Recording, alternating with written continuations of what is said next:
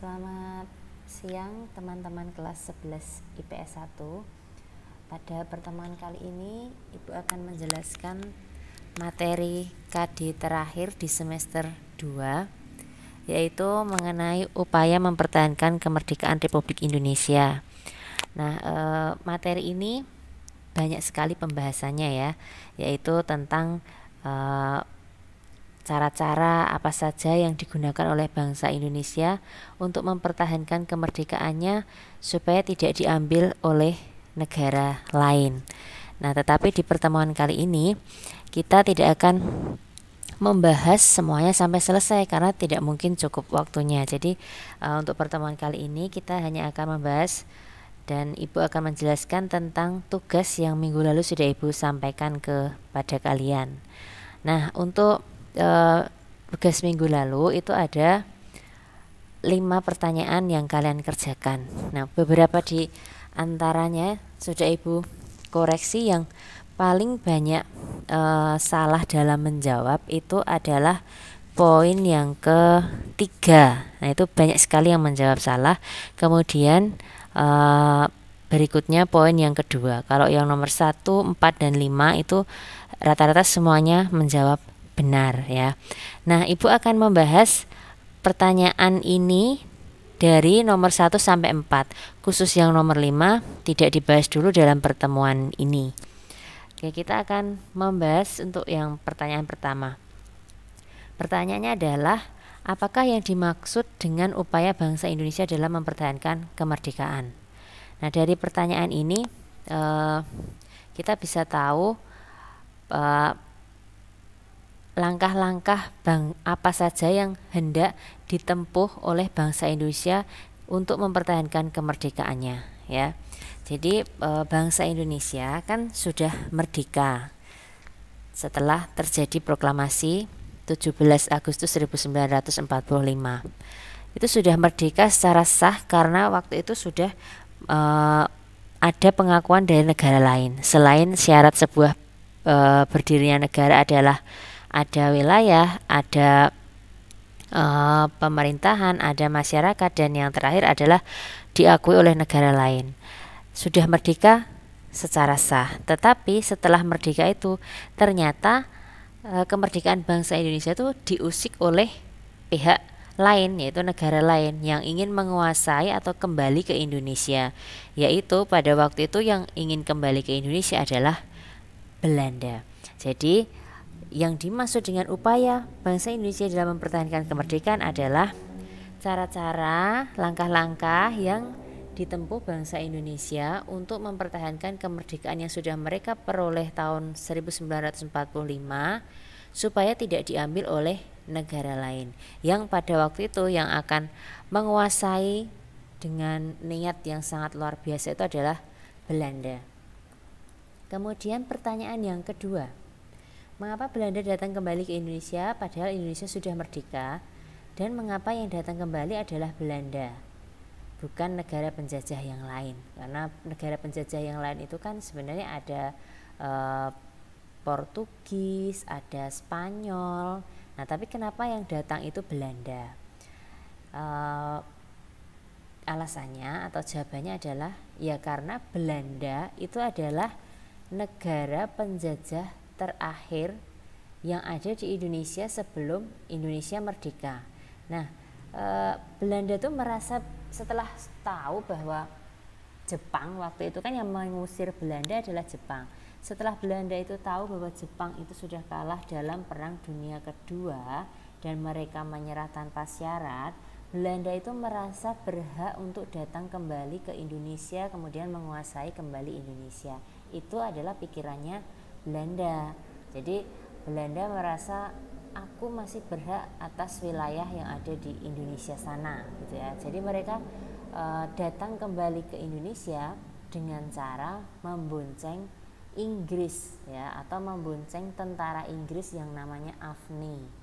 Nah, yang membonceng tentara Inggris itu adalah tentara Belanda yang namanya adalah Nica atau Nika, ya. Nah, sebenarnya teman-teman perlu kalian ketahui ya, kalau ada beberapa yang menjawab salah itu sebenarnya yang berhak datang ke Indonesia itu sebenarnya kan di sejarah sebelumnya itu yang berhak datang itu adalah sekutu. Nah, sekutu yang dimaksud itu adalah Inggris ya. Jadi sebenarnya yang berhak untuk mengamankan, kemudian melucuti senjata Jepang dan lain-lain itu adalah Inggris atau AFNI. Tetapi Belanda dengan liciknya itu mereka membonceng atau istilahnya mereka membuntuti untuk ikut masuk ke Indonesia. Jadi Nica ini membuntuti AFNI. Kemudian akhirnya Belanda benar-benar masuk ke Indonesia dan mulai melakukan serangan-serangan yang kita kenal dengan agresi militer 1, kemudian nanti dilanjutkan dengan agresi militer 2. Secara umum dulu, agresi militer 1 itu adalah serangan yang dilakukan oleh Belanda kepada Indonesia yang menguasai ibu kota terlebih dahulu dari Jakarta, Bandung dan sekitarnya ya. Kemudian setelah mereka nanti melewati beberapa perjanjian dan mereka mengingkarinya, kemudian mereka berhasil menguasai kota-kota penting itu, akhirnya mereka mendesak lagi wilayah Indonesia semakin sempit dan akhirnya nanti terjadi agresi militer 2 yang nanti akan menguasai wilayah yang ada di Jogja ya. Itu yang disebut dengan agresi militer 2. Kemudian pertanyaan berikutnya, berapa cara yang digunakan oleh bangsa Indonesia dalam mempertahankan kemerdekaan? Sebutkan.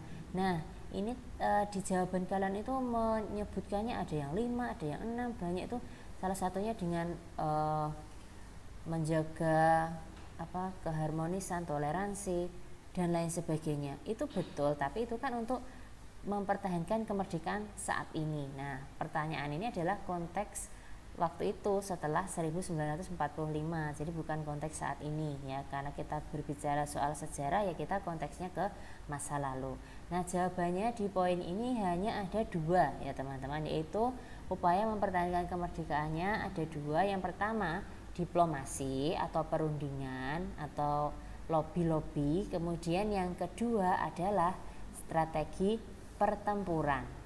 Nah, perundingan itu kenapa yang poin 1, karena dalam menyelesaikan masalah itu tokoh-tokoh kita, pendahulu kita Soekarno dan teman-temannya waktu itu ya, mereka berharap supaya masalah itu bisa selesai dengan cara baik-baik atau dengan berunding atau bernegosiasi.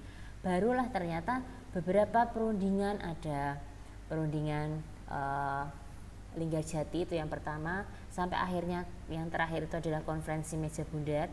Ternyata semuanya tidak membuahkan hasil, bahkan cenderung merugikan pihak Indonesia. Nah, akhirnya pemerintah Indonesia pada itu memutuskan untuk ternyata perundingan tidak dilaksanakan dengan baik, tidak ditepati oleh pihak Belanda. Akhirnya memutuskan cara yang kedua, yaitu dengan strategi pertempuran atau secara kontak fisik, biasanya ya waktu itu dengan menggunakan senjata. Nah, jadi caranya ada 2, yaitu diplomasi dan pertempuran. Kemudian pertanyaan berikutnya, sebutkan nama perjanjian-perjanjian yang pernah dilakukan bangsa Indonesia dengan Belanda. Nah, ini semuanya menjawab benar ya. Yang pertama itu ada Linggarjati, kemudian kalau yang terakhir itu ada konferensi meja bundar, terus nanti ada Renville, yaitu sebuah perjanjian yang dilaksanakan di atas kapal perang ya, USS Renville milik Amerika Serikat. Kenapa di yang sengketa itu Belanda dan Indonesia, tapi kok perjanjiannya di tempatnya miliknya Amerika Serikat? Karena Amerika Serikat waktu itu menjadi pihak yang netral, jadi tidak ada pilih sana pilih sini. Jadi perjanjiannya dilakukan di atas kapal Renville. Kemudian ada KTN, konferensi 3 negara, karena anggotanya ada 3. Kemudian ada Roem-Royen dan nanti ada beberapa yang lainnya. Nanti akan kita pelajari pelan-pelan, tetapi tidak sekarang ya. Kita sekarang akan mempelajari tentang pengantarnya terlebih dahulu. Kemudian ini Ibu menunjukkan tentang tempat-tempat bersejarah dalam upaya mempertahankan kemerdekaan ya. Oke, yang pertama ada, ini kalian bisa lihat mungkin ada yang sudah pernah ke sini. Ini adalah Monumen Palagan Ambarawa. Ya, ini ada di Ambarawa. Nah, di sini ada suatu peristiwa pertempuran ya yang terjadi di daerah Ambarawa yang terkenal sekali, tokohnya bernama Sudirman. Nah, pada waktu itu Sudirman ini belum menjadi jenderal ya, belum menjadi jenderal besar. Nah, karena berhasil dalam peristiwa perang ini, kemudian terdengar oleh Pak Soekarno mengenai prestasinya, barulah Sudirman diangkat menjadi Jenderal Sudirman.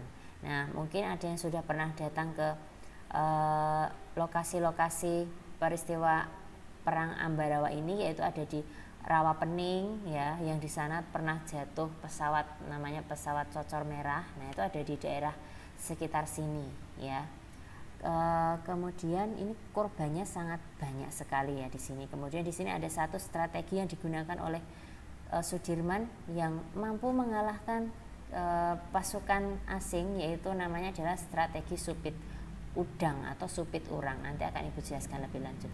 Kemudian yang di sini adalah Monumen Bandung Lautan Api ya. Jadi ini peristiwa pertempuran, bukan diplomasi ya. Yang ketiga tempat ini adalah peristiwa yang mempertahankan melalui pertempuran. Ini adalah Bandung Lautan Api ya, yang ada lagunya Halo Halo Bandung itu. Kemudian yang ketiga ini ada nama bandara yang ada di Pulau Bali, namanya adalah I Gusti Ngurah Rai. Jadi ini adalah nama seorang pahlawan dari Pulau Bali yang gugur dalam peristiwa Perang Puputan.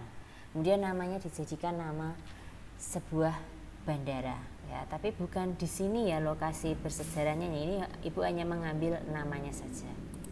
Kemudian yang berikutnya ini ada Monumen Serangan Umum 1 Maret. Nah, bagi kalian yang tinggal di Jogja tidak asing lagi, ini ada di titik nol ya. Mungkin kalian sering melihatnya. Jadi peristiwa ini adalah peristiwa setelah agresi militer dua Belanda, di mana bangsa Indonesia ingin menunjukkan eksistensinya bahwa bangsa Indonesia itu masih ada, dan berhasil mempertahankan kota Jogja selama 6 jam ya. Kemudian ini ada sebuah hotel yang ada di Surabaya yang mungkin dulu pas kalian SMP sering mendengarnya, yang pernah dikibarkan bendera merah putih biru, yaitu di atas puncak Hotel Yamato ya. Ini terjadi perang di sini para pemuda di Surabaya. Kemudian akhirnya bagian biru bendera ini disobek sehingga nanti yang berkibar tinggal bendera merah putihnya saja. Kemudian yang terakhir ini adalah gambar peristiwa yang bagian perundingan atau diplomasi. Ini adalah gambar peristiwa konferensi meja bundar ya. Kenapa disebut konferensi meja bundar? Karena mejanya berbentuk bundar seperti ini. Ini berlangsung di Belanda, di Den Haag ya. Kemudian yang berikutnya adalah gambar tentang tokoh-tokoh yang berperan dalam peristiwa mempertahankan kemerdekaan Indonesia. Ini hanya sebagian ya, tempatnya tadi pun yang Ibu tunjukkan juga hanya sebagian. Yang pertama ini adalah gambar dari Bung Tomo ya, yang mungkin kalian mendengarnya dulu pas SMP, pernah mempelajarinya. Bung Tomo inilah yang menggerakkan semangat para arek-arek Surabaya melalui radio ya.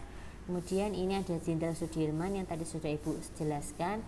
Kemudian ini ya, yang mungkin kalian ada yang baru tahu atau mungkin ya sudah ada yang sudah tahu. Ini adalah Agustinus Adi Sucipto ya. Agustinus Adi Sucipto ini meninggal dalam usia muda, yaitu ketika usianya baru 31 tahun. Nah, Adi Sucipto ini meninggal karena ketika agresi militer Belanda itu, Adi Sucipto itu menerbangkan pesawat dengan misi membawa obat-obatan dari India ya. Kemudian ketika sudah sampai di Jogja, itu pesawatnya itu ditembak oleh pesawat milik Belanda. Kemudian jatuhlah pesawat Adi Sucipto itu di daerah Ngoto ya. Kemudian Adi Sucipto dan timnya meninggal. Makanya namanya Pak Adi Sucipto ini diabadikan menjadi nama sebuah bandara dulu di Jogja sebelum akhirnya ada bandara baru yang ada di Kulon Progo. Oke, kemudian nah ini adalah beberapa nama perjanjian yang pernah dilaksanakan oleh Indonesia dan Belanda. Urut-urutannya seperti ini, mulai dari Linggarjati, AGM 1, Konferensi 3 Negara, Renville, kemudian ada Agresi Militer 2, Kunci, Royen-Royen, Inter Indonesia, dan yang terakhir adalah Konferensi Meja Bundar. Oke, begitu teman-teman penjelasan dari Ibu. Terima kasih.